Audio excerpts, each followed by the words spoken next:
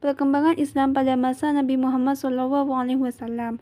Sejarah perkembangan agama Islam periode awal masa Nabi Muhammad SAW dapat dibedakan menjadi dua, yaitu periode Mekah dan Madinah. Dalam periode Mekah dan Madinah, dakwah yang ditugaskan oleh Nabi Muhammad SAW dapat dibedakan menjadi 4 tahapan. 1. Dakwah sembunyi-sembunyi. Tahap ini berlangsung selama 3 tahun. Dakwah secara terang-terangan yang disampaikan secara lisan. Tahap ini berlangsung di Mekah sampai Nabi Muhammad SAW hijrah ke Madinah. 3.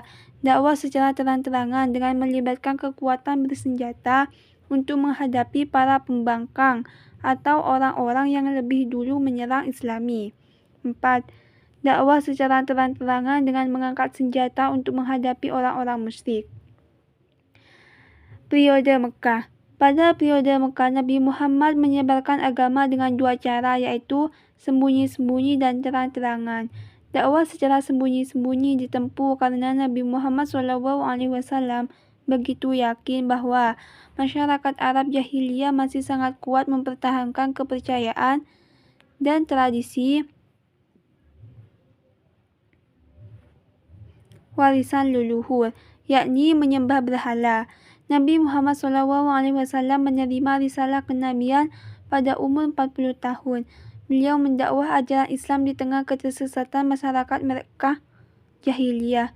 Awalnya Nabi Muhammad SAW tidak mengajak mereka, kecuali dalam kebajikan dan kesolehan. Dalam dakwah secara terang-terangan, Nabi Muhammad menggunakan strategi.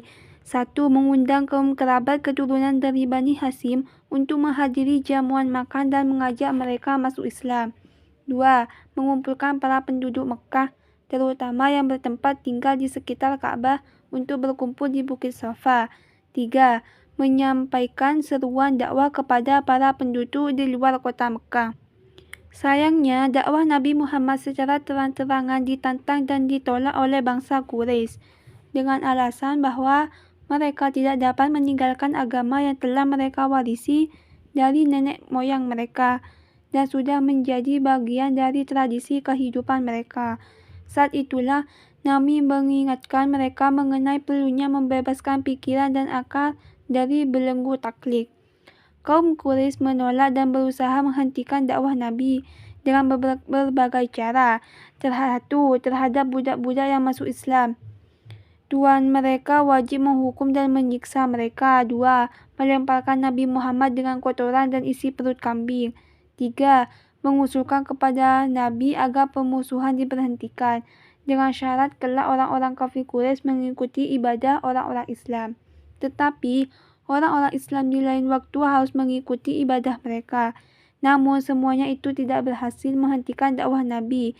Bahkan tantangan-tantangan yang berat lagi dilakukan oleh kaum Quraisy untuk menghentikan dakwah beliau. Di antaranya adalah pemboikotan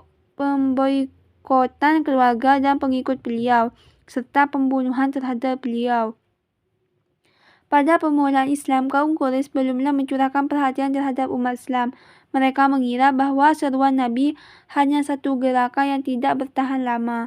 Tetapi alangkah terkejutnya mereka ketika melihat gerakan itu dengan cepat memasuki kehidupan rumah tangga dan hamba sahaya mereka. Hamba sahaya menerima seruan tersebut dengan baik.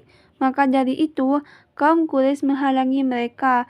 Orang-orang yang lemah mendapatkan siksaan yang berat di luar keprimanusiaan. Akan tetapi, Nabi tidak mendapat siksaan sebab Bani Hashim memiliki kedudukan yang tinggi dalam pandangan kaum Quraisy. Selain itu, Nabi juga dapat perlindungan dari pamannya Abu Thalib dan pengawasan bangsa Quraisy yang masuk Islam. Ketika Nabi melihat para sahabatnya mendapat siksaan oleh kaum Quraisy, beliau menyuruh mereka agar hijrah ke Habsyan selama 3 bulan. Mereka pulang karena gangguan negeri tersebut dan sedikitnya jumlah mereka. Demikianlah terjadinya periode Mekah. Dalam periode ini, Nabi mengalami hambatan dan kesulitan dalam dakwah Islamiyah. Dalam periode ini, beliau berpikir untuk menyusun suatu masyarakat Islam yang teratur, sebab perhatian beliau lebih berfokus pada penanaman teologi atau keimanan masyarakat. periode Madinah. Setelah mempelajari periode Mekah, kita berpindah ke periode Madinah. Pertumbuhan masyarakat Islam di Madinah sebagai pancaran langsung dari Islam, sekaligus hasil langsung dari pendidikan Islam yang turun dari sisi Allah Subhanahu wa Ta'ala, dalam bentuk syariat, aturan, dan pengarahan yang sejalan dengan tuntunan dari masalah masyarakat yang selalu muncul, serta yang bersumber dari Nabi Muhammad SAW. Yathrib adalah tempat pertemuan dua kelompok besar Yahudi dan Ansar yang terdiri atas dua kabilah Aus Khazraj ditambah kabilah Muhajirin. Dengan demikian, Yathrib menjadi titik pertemuan antara kabilah. Kondisi ini menuntut perilaku toleransi dari sisi ekonomi dan sosial. Ini yang membuat ajaran Nabi mudah diterima di kota tersebut.